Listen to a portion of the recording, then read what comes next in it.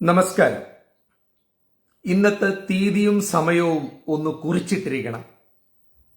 4-ാം തീയതി ഏപ്രിൽ മാസം 2025 ആണ്ട് 7 മണി. ഇന്നലെ ഞാൻ പറഞ്ഞിരുന്നു ഇന്ന് 7 മണിക്ക് ഞാൻ നിങ്ങളോട് സംസാരിക്കും. ഇതിൽ എനിക്ക് സംഘിപ്പട്ടം ചാർത്തി തന്നാൽ, ഞാൻ BJP-കാരനാണെന്ന് പറഞ്ഞാൽ എനിക്ക് ഒരു പ്രശ്നവുമില്ല.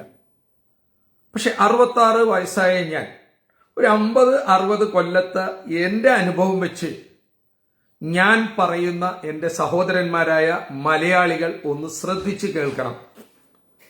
കോൺഗ്രസും കമ്മ്യൂണിസ്റ്റും മാറി മാറി ഭരിച്ചിട്ട് വഖഫ് ബോർഡ് ആവട്ടെ, പള്ളികളിലെ അടിപിടിയാവട്ടെ, ശബരിമലയിലെ വിഷയമാവട്ടെ, ഇസ്രായേൽ പലസ്തീൻ വിഷയമാവട്ടെ, ഹമാസ് വിഷയമാവട്ടെ, എന്തെങ്കിലും ഒന്ന് കോൺഗ്രസും കമ്മ്യൂണിസ്റ്റും തീർത്തതായി പറയാമോ? എന്റെ പൊന്നു മലയാളികളെ, നമ്മളെ പറ്റിച്ചുകൊണ്ട്, പ്രത്യേകിച്ച് കേരളത്തിലെ വോട്ടർമാരെ പറ്റിച്ചുകൊണ്ട് കോൺഗ്രസും കമ്മ്യൂണിസ്റ്റും മതേതരത്വമാണെന്ന് പറയുകയും BJP-യെ വർഗീയവാദിയാക്കി ചിത്രീകരിക്കാൻ ഇവർ ഒറ്റക്കെട്ടായി ശ്രമിച്ചുകൊണ്ടിരിക്കുകയാണ്. അതിന് ഒത്തിരി ഉദാഹരണങ്ങളുണ്ട്. ഇസ്രായേൽ ബോംബിട്ടു, ഇസ്രായേൽ കുട്ടികളെ കൊന്നു എന്ന് പറയുമ്പോൾ ഇസ്രായേലിന്റെ ഒരു പാർട്ടി നടന്നെടുത്ത് പാരച്യൂട്ട് വഴി, ഡ്രോൺ വഴിയും ബോംബിട്ട് നിരവധി ആൾക്കാരെ കൊന്നത് ഇവർ മിണ്ടില്ല, മനഃപൂർവം മൗനം കാണിക്കും. ഇന്ന്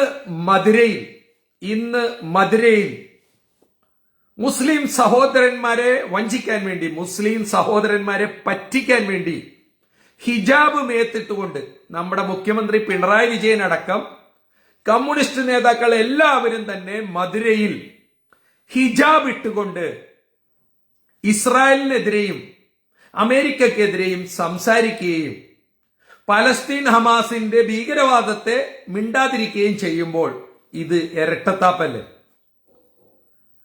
നാഴികക്ക് 40 വട്ടം കമ്മ്യൂണിസ്റ്റുകാർ, പ്രത്യേകിച്ചും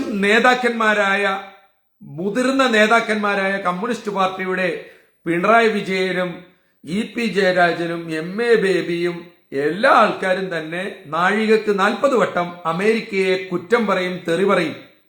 പക്ഷേ ഒരവസരം കിട്ടിയാൽ നമ്മുടെ വ്യവസായ മന്ത്രി രാജീവ് ആവട്ടെ, മുഖ്യമന്ത്രി ആവട്ടെ, ഏത് മന്ത്രിമാരാവട്ടെ, അവർക്ക് അമേരിക്കയിൽ പോകണം. അത് ചികിത്സക്കാണെങ്കിലും ഏറ്റവും അവസാനം മുഖ്യമന്ത്രി പോണത് പിന്നെ ചികിത്സക്കാണ്. ക്യൂബ നല്ലതാണെന്ന്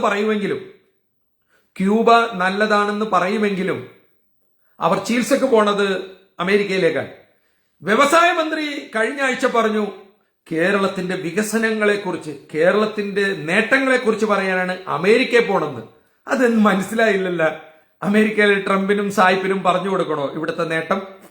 അപ്പൊ നമ്മളെ പറ്റിച്ചുകൊണ്ട് BJP-യെ അകറ്റി നിർത്തിക്കൊണ്ട് വഖഫ് ബോർഡ് ആവട്ടെ, ഞങ്ങളുടെ എറണാകുളം ബസിലിക്ക പള്ളിയിലെ അടിയാവട്ടെ, ശബരിമലയിലെ അടിയാവട്ടെ, ഇവർ നമ്മളെ പരസ്പരം തല്ലിച്ചും വിഘടിച്ചു നിർത്തിക്കൊണ്ടും വോട്ട് പിടിച്ച് 70 വർഷം എന്ത് പൊട്ട് ഇവർ ചെയ്ത്, എന്ത് പിണ്ണാക്കാണ് ഇവരിവിടെ ചെയ്തത്?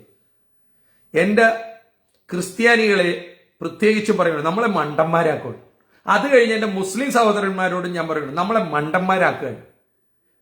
ന്യൂനപക്ഷം എന്ന് പറഞ്ഞ് നമ്മുടെ വോട്ട് ബാങ്ക് ആക്കിക്കൊണ്ട് എറണാകുളത്ത് നിങ്ങൾക്കറിയാലോ, ലത്തീൻ, സുറിയാനി, യാക്കോബായ്, മാർത്തോമ നോക്കിയാണ് തിരുവല്ല തൊട്ട് എറണാകുളം തൊട്ട് കൊച്ചി വരെയും അങ്കമാലി, ചാലക്കുടിയിൽ വരെയും ഇലക്ഷന് MP-മാരെ തീരുമാനിക്കുന്നത്, MLA-മാരെ തീരുമാനിക്കുന്നതും മതത്തിന്റെ അടിസ്ഥാനത്തിലാണ്. അറിയാലോ. എന്റെ മലയാളികൾ ചിന്തിക്കാൻ വേണ്ടി പറയുകയാണ്, നിങ്ങൾ ഒരു പ്രാവശ്യം BJP-യെ ജയിപ്പിക്കുക. അവരങ്ങട് ഇത് നമ്മുടെ പള്ളിയൊക്കെ പൊളിച്ച് നമ്മളെയൊക്കെ കൂടി അങ്ങോട്ട് ഹിന്ദു ആക്കണമെങ്കിൽ 5 വർഷം കൊണ്ട് കേരളം, ഇന്ത്യ അവരങ്ങോട്ട് വിഴുങ്ങുമെങ്കിൽ അങ്ങോട്ട് വിഴുങ്ങട്ടെ. 5 വർഷത്തിനുള്ളിൽ നരേന്ദ്രമോദിയും അമിത്ഷായും അവർ കേരളത്തിൽ ജയിച്ചു വന്നിട്ട് കേരളത്തിലെ എല്ലാവരെയും അവർ കൊന്നു തിന്നോ? എന്ത് മലയാളിക്ക് സംസ്കാരമുണ്ട്, സാക്ഷരതയുണ്ടെന്ന് പറഞ്ഞു, പക്ഷെ ബോധമില്ല, തലക്കാത്ത ആള് താമസവും ഇല്ല.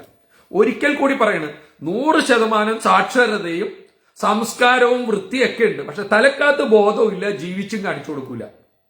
ഒരൊറ്റ പ്രാവശ്യം BJPക്ക് വോട്ട് കൊടുത്തതിന് ശേഷം അവർ ചെയ്യുന്നത് ശരിയല്ലെങ്കിൽ തീർച്ചയായും നമുക്ക് അവരെ 5 വർഷം കഴിഞ്ഞ് തോപ്പിക്കാലോ. പക്ഷെ കഴിഞ്ഞ മാറി മാറി ഈവൻ തുടർഭരണം കൊടുത്തല്ലോ ഇപ്പൊ LDFും UDFും അവരുടെ പാർട്ടി നേതാക്കന്മാരും നന്നായതല്ലാണ്ട് കേരള സംസ്ഥാനം എന്ത് വികസിച്ചെന്നാ പറയുന്നത്? ഇനി ഒരു കാര്യം പറയാം. ഇവർ മണിപ്പൂർ പള്ളി കത്തിച്ചു എന്ന് പറയുന്നു. മണിപ്പൂർ പള്ളി കത്തിച്ചിട്ടുണ്ടെങ്കിൽ അതിനെക്കുറിച്ച് സുപ്രീം കോടതിയുടെ കീഴിലുള്ള 3 ജഡ്ജിമാരെ കൊണ്ട് ഒരു ജുഡീഷ്യൽ അന്വേഷണം ബഹുമാനപ്പെട്ട പ്രധാനമന്ത്രി നരേന്ദ്രമോദി അതിന് ഉത്തരവിടണം. ജനം അറിയട്ടെ എന്താണ് അവിടെ നടക്കണമെന്ന്. ഞാൻ 2020 തന്നെയാണ്. ആം ആദ്മിയും 2020യും ഇല്ലാത്ത സ്ഥലത്ത്, ആം ആദ്മിയും 2020യും നിൽക്കാത്ത സ്ഥലത്ത് BJPക്ക് തന്നെ വോട്ട് ചെയ്യേണ്ടി വരും. കാരണം ഒരു പ്രാവശ്യമെങ്കിലും ഈ കോൺഗ്രസ് കമ്മ്യൂണിസ്റ്റിന് കേരളത്തിൽ അടി കൊടുത്തില്ലെങ്കിൽ ഇവർ ഒരമ്മ പെറ്റ മക്കളാണ്, ഒരു നാണയത്തിന്റെ ഇരുവശമാണ്. ഇവർ പറയുമ്പോ പലതും പറയും. നമ്മൾ കണ്ടതല്ലേ ഇഫ്താർ പാർട്ടിക്ക് ഇവർ കെട്ടിപ്പിടിക്കണതും മറ്റ് വലിയ വലിയ കൈക്കൂലിയൊക്കെ പറയുമ്പോൾ ഇവർ മിണ്ടില്ല. ഇപ്പൊ CITയുടെ ഒരു വലിയ നേതാവ്, INTUCയുടെ ഒരു വലിയ നേതാവ് ട്രേഡ് യൂണിയൻ കശുവണ്ടി ഇറക്കുമതി ചെയ്യുന്ന സ്ഥലത്ത് വന്നപ്പോ ഇവർ രണ്ടും കൂടി അഡ്ജസ്റ്റ് ചെയ്തല്ല. ആശാ വർക്കറുടെ കാര്യം പറയുമ്പോഴും ഇവർ മിണ്ടുന്നില്ലല്ലോ.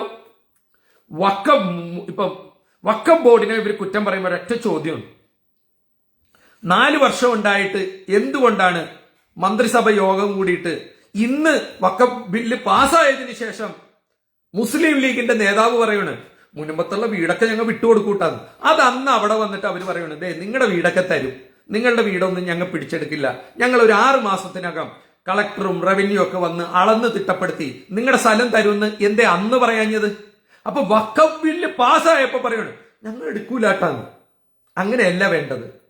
നമ്മളെ തമ്മി തല്ലിക്കുകയാണ്. ഇവിടെ ക്രിസ്ത്യാനിയും ഹിന്ദുവും മുസൽമാനുമായിട്ട് ഒരു വഴക്കുമില്ല. നമ്മളെ വേർതിരിക്കുകയാണ്. അത് BJPയുടെ തലയിൽ മാത്രം കെട്ടിവെക്കണ്ടെന്നാണ് ഞാൻ ഈ പറഞ്ഞത്. അത് BJPയുടെ തലയിൽ മാത്രം കെട്ടിവെക്കണ്ട, ഇവിടെ എല്ലാവരും ചെയ്യുന്നുണ്ട്. ഇന്നലെ ജബൽപൂരിൽ ഡേവിസ് എന്ന് പറഞ്ഞ ഒരു മലയാളി വൈദികനെ തല്ലി എന്ന് പറയുന്നുണ്ട്. തീർച്ചയായിട്ടും നടപടി ഉണ്ടാവണം. കൃത്യമായി അങ്ങനെയുള്ളവരെ നിലക്ക് നിർത്താൻ BJP ഗവൺമെന്റിനാവണം. സുരേഷ് ഗോപി അതിൽ ഇടപെടണം. പക്ഷേ ഇവിടെ കമ്മ്യൂണിസ്റ്റും കോൺഗ്രസും കാണിച്ചു കൂട്ടുന്നത് നമ്മൾ മറന്നു പോകരുത്. ഇത്രയധികം കൊള്ളയടിക്കാൻ വേണ്ടി രാഷ്ട്രീയം ഒരു സുഖജീവിതമായി 10 പൈസ മുതൽ മുടക്കില്ലാതെ രാഷ്ട്രീയം കളിച്ച് നമ്മുടെ നാട് കൊള്ളയടിക്കുമ്പോൾ ഇവിടെ ഒരു വർഗീയതയില്ല, ഒന്നുമില്ല. ഇവരൊക്കെ ഒന്ന് തന്നെയാണ്. ഇപ്പൊ നമ്മുടെ മാർപ്പാപ്പയെ കെട്ടിപ്പിടിക്കാൻ ഇവരൊക്കെ പോകുന്നുണ്ടല്ലോ അല്ലേ? നരേന്ദ്രമോദിയും പോകുന്നുണ്ട്. നമ്മുടെ പുതിയ ബിഷപ്പുമാരും പുതിയ കർദിനാളുമാര് വരുമ്പോൾ നമ്മുടെ സർക്കാർ ചെലവിൽ നമ്മുടെ പാവപ്പെട്ടവന്റെ നികുതി പണം എടുത്ത് MLA MP ഒക്കെ ഈ ബിഷപ്പുമാരെ കാണാൻ ലെബനാനിൽ പോണ്, റോമിൽ പോണ്. ഈയിടക്ക് മതസൗഹൃദത്തിന്റെ പേരിൽ റോമിലോട്ട് കോടികൾ നമ്മുടെ അത്താഴ പട്ടിണിക്കാരുടെ മരുന്ന് വാങ്ങാൻ, ഭക്ഷണം കഴിക്കാൻ പണമില്ലാതെ കഷ്ടപ്പെടുന്ന ഓരോ ഭാരതീയന്റെയും പൈസ എടുത്തിട്ടല്ലേ നിങ്ങൾ ഇറ്റലി, റോം, ഇവിടെ ലെബനനിലൊക്കെ പോയത്? അപ്പൊ നിങ്ങൾക്ക് അവിടെ വെച്ചിട്ട് ഈ BJPനെ തൊട്ടുകൂടാത്ത പരിപാടി ഇല്ല അല്ലേ? അപ്പൊ നിങ്ങളെല്ലാം ജീവിക്കാൻ വേണ്ടി ഒരു അഡ്ജസ്റ്റ്മെന്റ്. അതുകൊണ്ട് പ്രത്യേകിച്ചും ക്രിസ്ത്യാനികളോടും മുസൽമാന്മാരോടും ഞാൻ പറയുകയാണ്, ഒരു തവണ ഈ കോൺഗ്രസ് കമ്മ്യൂണിസ്റ്റിന് ഒരു പ്രാവശ്യം തിരിച്ചടിച്ചാൽ ഇവർ നന്നാവും. ഇവരുടെ മോഷണവും അഴിമതിയും ഇല്ലാണ്ടാക്കും. നമ്മൾ ഒന്ന് ചിന്തിച്ചാൽ പോരെ, നമ്മുടെ ചുറ്റുവട്ടത്തുള്ള, എന്റെയും നിങ്ങളുടെയും ചുറ്റുവട്ടത്തുള്ള ഏത് രാഷ്ട്രീയ നേതാവാണ് പണിയെടുത്ത് റബ്ബർ നട്ട്, തേങ്ങ നട്ട്, കോഴി വളർത്തി എന്തെങ്കിലും വ്യവസായമോ കച്ചവടമോ നടത്തിയിട്ട് ഇവർ കോടികൾ ഉണ്ടാക്കിയ ഒരു കാര്യം പറയാമോ? അപ്പൊ ഇവരൊന്നും പണിയെടുക്കാതെ രാഷ്ട്രീയം ഒരു തൊഴിലാക്കിക്കൊണ്ട് പദ്ധതികളിൽ നിന്നും റോഡും കക്കൂസയും പാലോ എന്ത് പണിയുമ്പോഴും അതിൽ നിന്ന് കട്ട് തിന്നുന്ന രാഷ്ട്രീയം. അവരുടെ ആവശ്യം നമ്മളെ പരസ്പരം തമ്മിൽ തല്ലിക്കുക എന്നാണ്. എന്നെ സംബന്ധിച്ച് ഹിന്ദു, മുസൽമാൻ, ക്രിസ്ത്യൻ എന്ന് പറഞ്ഞ് ഇന്ത്യൻ ജനാധിപത്യത്തിൽ വേറിട്ട് നിൽക്കാൻ ആഗ്രഹിക്കുന്നത് രാഷ്ട്രീയക്കാരും മാത്രമാണ്. അത് കഴിഞ്ഞാൽ പുരോഹിതന്മാരും. കാരണം അവർക്ക് ജീവിക്കണമെങ്കിൽ മതപുരോഹിതന്മാർക്ക് ജീവിക്കണമെങ്കിലും രാഷ്ട്രീയ നേതാക്കന്മാർക്ക് ജീവിക്കണമെങ്കിലും പാർട്ടികൾ വളരണമെങ്കിലും സഭ വളരണമെങ്കിലും നമ്മൾ തമ്മിൽ തല്ലുപിടിക്കണം. ഇത് മനസ്സിലാക്കുക. 5 വർഷം കഴിയുമ്പോൾ നമുക്കിവരെ വലിച്ചെറിഞ്ഞുകൂടെ ശരിയല്ലെങ്കിൽ? അപ്പൊ മണിപ്പൂര് പറഞ്ഞുകൊണ്ട്, ജബൽപൂർ പറഞ്ഞുകൊണ്ട്, മുസ്ലിം ഹിന്ദു കാര്യങ്ങൾ പറയുമ്പോൾ ഇവരെല്ലാം ഇഫ്താർ പാർട്ടിക്ക് കോഴിക്കാല് തിന്നുമ്പോൾ, വേദികളിൽ കെട്ടിപ്പിടിക്കുമ്പോൾ, TP മർഡറിന്റെ കേസിൽ പോലും കല്യാണത്തിന് ഇവരൊക്കെ ഒരുമിച്ച് പോയില്ലേ? നമ്മളല്ലേ വിഡ്ഢികൾ? രമ എന്ന് പറയുന്ന TPയുടെ ഭാര്യ, ഇന്നത്തെ MLA, അവരുടെ മകന്റെ കല്യാണത്തിന് എല്ലാവരും വിളിച്ചു. നല്ല കാര്യം, വഴക്കൊക്കെ മാറി തന്നെ പോണം. പക്ഷെ അവിടെ കെട്ടിപ്പിടിച്ച് കോഴി തിന്നണ സ്നേഹം എന്തുകൊണ്ടാണ് താഴെക്കിടയിലെ SFIയും KSU ഉള്ള കോളേജുകളിലേക്കോ തെരുവുകളിലേക്കോ കൊണ്ടുവരാത്തത്? എന്താണ്? അതിനും കൂടി ഉത്തരം പറ. ബാക്കിയൊക്കെ സമ്മതിച്ചു. രാഷ്ട്രീയം എന്ന് പറഞ്ഞാൽ ഞങ്ങൾക്ക് എന്നും കീരിയും പാമ്പും അല്ല, നമ്മൾക്ക് സ്നേഹം വേണ്ടേ. നിയമസഭയിൽ നമ്മൾ പലതും പറയും, രാഷ്ട്രീയമായി നമ്മൾ പലതും പറയും. പക്ഷെ പുറത്തു വരുമ്പോൾ നമ്മൾ സഹോദരന്മാരാണ്. നല്ല കാര്യം. പക്ഷെ അത് എന്തുകൊണ്ട് 51 വെട്ടി TPയെ കൊന്നപ്പോഴും അഭിമന്യുവിനെ കൊന്നപ്പോഴും, അങ്ങനെ കോൺഗ്രസ് ആവട്ടെ, കമ്മ്യൂണിസ്റ്റ് ആവട്ടെ, BJP ആവട്ടെ, ഈ അണികളെ തല്ലിക്കൊല്ലുമ്പോൾ നിങ്ങൾ എന്ത് ഇത് പറയാത്ത? താഴേക്കിടയിലോട്ടും ഈ സ്നേഹം വരണ്ടേ? അതുകൊണ്ട് BJPയെ ഇനിയും കേരളത്തിൽ അകറ്റി നിർത്തിയാൽ മലയാളി നിനക്ക് പൊള്ളും. നിനക്ക് മാപ്പർഹിക്കാത്ത, രക്ഷപ്പെടാൻ പറ്റാത്ത ഒരു പടുകുഴിയിലേക്ക് പോകും. ഒറ്റ പ്രാവശ്യം ഞാൻ 2020യുടെ കേരള സംസ്ഥാന എക്സിക്യൂട്ടീവ് അംഗമാണ്. 2020 ഉള്ളിടത്ത് ഞാൻ 2020 വോട്ട് ചെയ്യും. കാരണം ഞാൻ പറയുന്നിടത്ത് അത് നിൽക്കുമെന്ന് എനിക്ക് നല്ല ഉറപ്പുണ്ട്. പക്ഷെ 2020 ഇല്ലാത്തടത്ത്, ആം ആദ്മി ഇല്ലാത്തടത്ത് BJP ജയിക്കണം. ഈ കമ്മ്യൂണിസ്റ്റും കോൺഗ്രസും കേരളത്തെ രക്ഷപ്പെടുത്തൂലെന്ന് 70 വർഷമായിട്ട് നിങ്ങൾക്ക് മനസ്സിലായില്ലേ? ഈ നേതാക്കന്മാർ നന്നായതല്ലാതെ നാട്ടുകാർക്ക് എന്ത് ഗുണമുണ്ടായി? ഉച്ചക്കഞ്ഞി പോലും നിർത്തലാക്കി. KV തോമസിനെ പോലെ ഒരാൾക്ക് എന്ത് ആവശ്യത്തിനാണ് അദ്ദേഹത്തിന് കോടികൾ മുടക്കി ഡൽഹിയിൽ ഇരുത്തിയേക്കണമെന്ന് നമുക്കറിയില്ല. PSCക്ക് ഇത്രയധികം അംഗം എന്തിനാണെന്ന് അറിയില്ല. 10ന്റെ പൈസ ഇല്ലാത്തപ്പോൾ 100 കോടി രൂപയുടെ കാർ മേടിക്കണം. ഇപ്പോൾ മധുരയിൽ പോയി ഹിജാബ് ധരിച്ചുകൊണ്ട് മുസ്ലിമിന് സപ്പോർട്ട് കാണിക്കുമ്പോൾ ഇവര് നാഴികക്ക് 40 വട്ടം അമേരിക്കയിൽ പോവുകയാണല്ലോ, അല്ലേ? അപ്പൊ ഇതെല്ലാം നമ്മളെപ്പോലെ സാധാരണ അണികൾ, സാധാരണ വോട്ടർമാർ വെയിലത്ത് പോയി ക്യൂ നിന്ന് ജയിപ്പിക്കുന്ന നമ്മളെ ഇവർ എപ്പോഴും വിഘടിപ്പിച്ചു നിർത്തും. നമ്മളെ തമ്മി തല്ലിപ്പിച്ചുകൊണ്ട് ഇവർ 2 മുട്ടനാടിനെ ഇടിച്ച ചോര കുടിച്ചുകൊണ്ടിരിക്കുന്നതിനെക്കാട്ടിലും കഷ്ടമാണ് ഇന്ന് കമ്മ്യൂണിസ്റ്റും കോൺഗ്രസും ചെയ്യുന്നത്. BJP അങ്ങനെ ഒരു തെറ്റ് ചെയ്യുകയാണെങ്കിൽ നമുക്ക് അവർ 5 വർഷം കഴിഞ്ഞ് കളയാലോ. പക്ഷെ 70 വർഷം മാറി മാറി കുത്തിയവർ കാശുണ്ടാക്കിയതല്ലാണ്ട്. ഇപ്പൊ നിങ്ങൾക്കറിയാം, പിണറായി വിജയൻ ആദ്യകാലത്തെ ഇലക്ഷനിൽ നിന്നത് BJPയുടെ സപ്പോർട്ടോടുകൂടിയല്ലേ? അതെന്താ മറന്നുപോയോ? BJPയുടെ സപ്പോർട്ടോടുകൂടിയല്ലേ ഇന്നത്തെ മുഖ്യമന്ത്രി പിണറായി വിജയൻ. അതിന്റെ എത്രയോ പേപ്പർ കട്ടിങ് ഇതിന്റെ അകത്തുണ്ട് ആദ്യകാലത്ത്, ഫസ്റ്റ് ടൈം. അപ്പൊ ഇവരൊക്കെ നമ്മളെ പറ്റിച്ചുകൊണ്ട്, അത് വോട്ടർമാരെ പറ്റി. അതുകൊണ്ട് മലയാളികളോട് ഞാൻ പറയുകയാണ്, ക്രിസ്ത്യാനി, ഹിന്ദു, മുസ്ലിം നമ്മൾ സഹോദരന്മാരാണ്. നമുക്കൊരു വഴക്കുമില്ല. നമ്മൾ ഓണവും ക്രിസ്മസും ഈദും റംസാനും എല്ലാം നമ്മൾ ആഘോഷിക്കുകയാണ്. ബക്രീദും ക്രിസ്മസും ഈസ്റ്ററും പെരുന്നാളുകളും പള്ളി പെരുന്നാളും എല്ലാം നമ്മൾ വളരെ ഭംഗിയായി ആഘോഷിക്കുകയാണ്. നമ്മുടെ അയൽവാസികളുമായിട്ട് നമ്മൾ വളരെ സ്നേഹത്തിലാണ്. പക്ഷെ ചില മതപുരോഹിതന്മാരും കൂടുതൽ രാഷ്ട്രീയ നേതാക്കന്മാരും നമ്മളെ തമ്മി തല്ലിപ്പിച്ച് വിഘടിപ്പിച്ച് നമ്മളെ കൊണ്ട് പരസ്പരം ഇങ്ങനെ എന്താ പറയുക, സകല വൃത്തികേടുകളും നമ്മുടെ തലയുടെ ഉള്ളിലോട്ടാക്കിയിട്ട് നമ്മളെ ഇങ്ങനെ വിഘടിപ്പിച്ച് നിർത്തി ഇവർ 4 വോട്ടാക്കി കൊണ്ടുപോവുകയാണ്. ഒറ്റ പ്രാവശ്യം 70 പ്രാവശ്യം നമ്മളെ പറ്റിച്ചവർ, കോൺഗ്രസും കമ്മ്യൂണിസ്റ്റും മാറി മാറി നമ്മളെ പറ്റിച്ചു. കേരളത്തിൽ ഒരു പ്രാവശ്യം BJPക്ക് ഭരണം കൊടുത്താൽ കേരളം സിംഗപ്പൂരിന്റെ അപ്പുറത്ത് തന്നെ പോകും. 2020 വന്നാലും വരും. കക്കാതെ ആര് ഭരിച്ചാലും. അപ്പൊ ചോദിക്കും, കേന്ദ്രം അദാനിയായിട്ട് കക്കുന്നില്ലേ, മറ്റവരായിട്ട് കക്കുന്നില്ലേ? ഇന്ത്യയിൽ വികസനവും വരുന്നുണ്ട്. പക്ഷെ കേരളത്തിൽ കട്ട് നേതാക്കന്മാരും പാർട്ടിയും. AKGയുടെ ബിൽഡിംഗ് വന്നിട്ടുണ്ട്, 14 നില ബിൽഡിംഗ് വന്നിട്ടുണ്ട്. ഇത് എവിടെന്നാ കാശ്? എല്ലാരും കൊണ്ട് പണി എന്ന് പറഞ്ഞു കൊടുക്കണാണ്. ഇവിടെ കാണുന്ന പല പാർട്ടി ഓഫീസും ജനങ്ങൾ ദാനം കൊടുക്കണാണ്. പാറമടയും മയക്കുമരുന്ന് മാഫിയയും മറ്റ് മാഫിയയും സകല ഉടായിപ്പ് എന്താ പറയുക, ഭരണശിലാകേന്ദ്രങ്ങളിലെ ഇടനാഴികളിലെ ചില കൈകടത്തലുകൾ ഇപ്പൊ എക്സാലോജിക്കിന്റെ നമ്മൾ കണ്ടല്ലോ. അപ്പൊ നാം പറഞ്ഞു വരുന്നത്, നമ്മൾ ഇനി തിരിച്ചറിയണം, മുസ്ലിമും ഹിന്ദുവും ക്രിസ്ത്യാനിയും നമ്മൾ തമ്മിൽ തല്ലരുത്. നമ്മൾ തമ്മിൽ തല്ലിയാൽ രാഷ്ട്രീയക്കാർക്കാണ് അതുകൊണ്ട് മെച്ചം, മതപുരോഹിതന്മാർക്കാണ് അതുകൊണ്ടുള്ള മെച്ചം.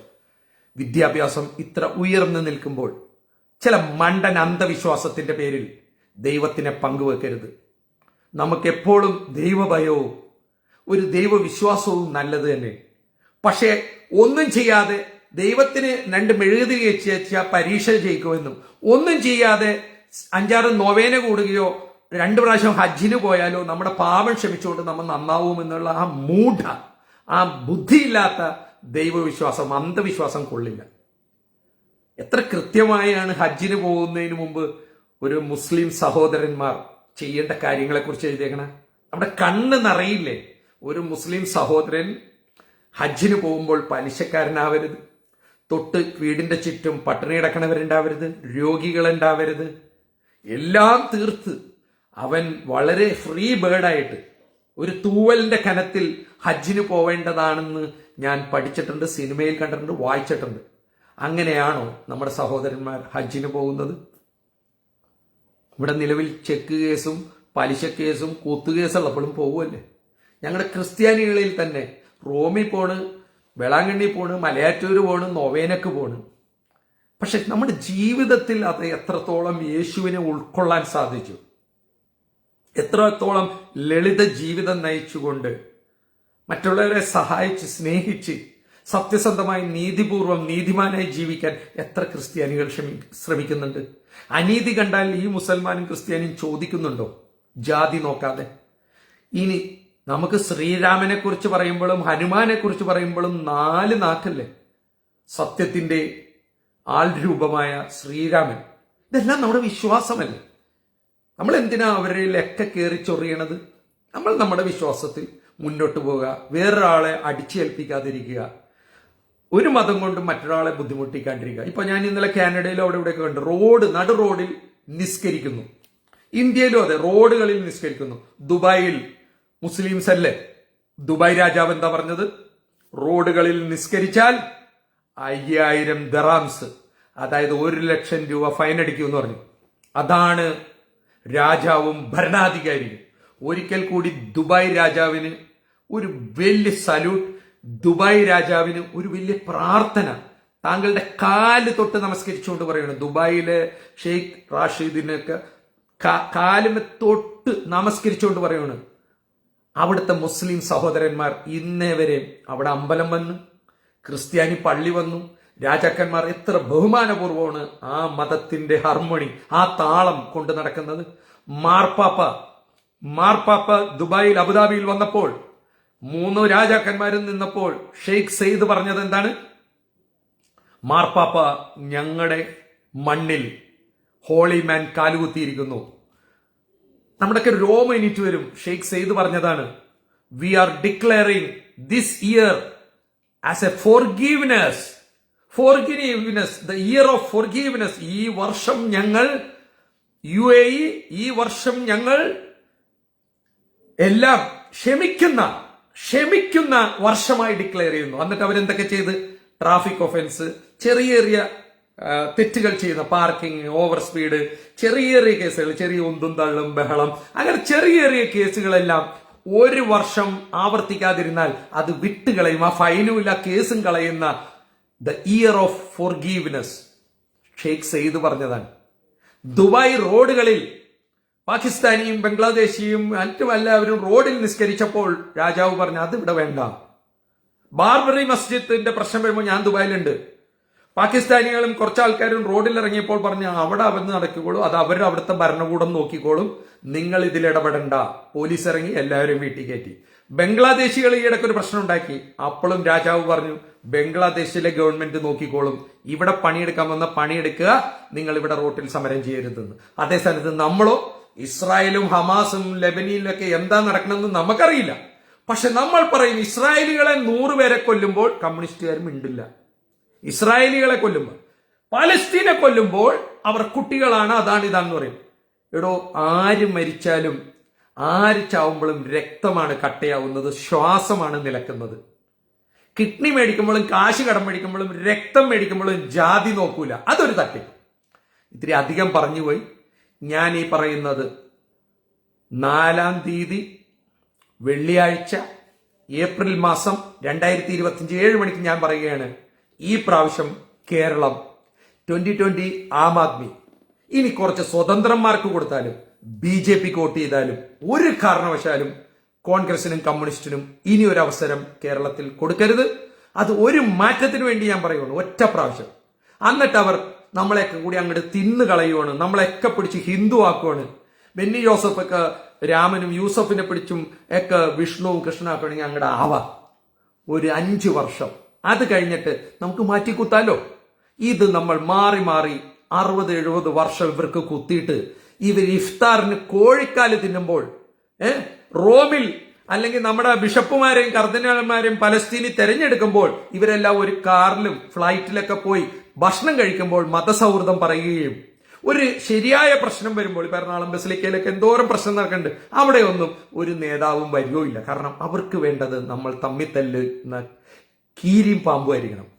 അതുകൊണ്ട് ഒരിക്കൽ കൂടി എല്ലാ മലയാളികളോടും പറയുവാണ്, ഒരൊറ്റ തവണ വഖഫ് ബോർഡ് പോലെ നമ്മുടെ ചർച്ചിനും ആക്ട് വരണം. ചർച്ചിലെ കണക്കും ജനങ്ങൾ അറിയണം. പള്ളികളുടെ ചർച്ച് ആക്ട് ബില്ലും വരണം, വഖഫ് ബോർഡിലെയും വരണം, ദേവസ്വം ബോർഡിലെയും വരണം.